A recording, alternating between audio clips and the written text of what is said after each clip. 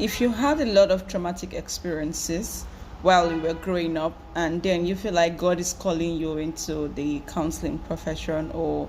the therapy profession or mental health profession, basically, I think you need to see this video. So I currently do not mentor people, even though I've had a lot of people reach out to me to mentor them on how to get into the mental health profession, which of course, what I'm going to share here is what I've always told them in most cases, and a few of them can attest to that. Now, when people like that reach out to me, I tell them firsthand, all of what you went through, it's quite pathetic, but then I would guide you further if you can take the bold step to actually process and heal from there. So I have a lot of people come to me and then they'll be like, as a growing girl, I went through a lot of traumatic experiences. Even guys, not just basically about the female gender. I had a lot of traumatic experiences that landed me in depression, some in anxiety, some in worse mental health conditions. And then I scaled through. Some went through therapy, some went through medication, some went through they somehow built emotional resilience and then came out of it and they were fine.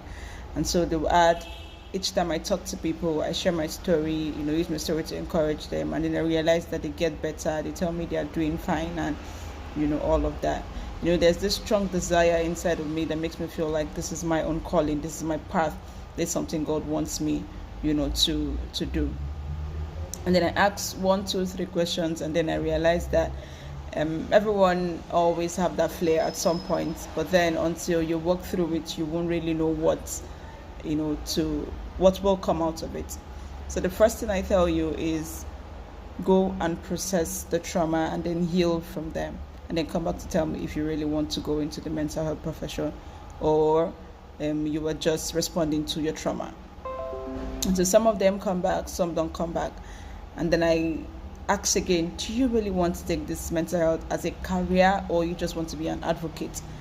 And so some people will be like, okay, explain to me, what do you mean by taking it as a career or becoming an advocate?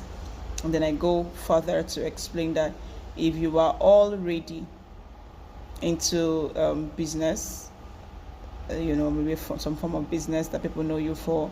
and then you are making profit out of it, and then you want to switch into the mental health profession, that means you automatically leave off your former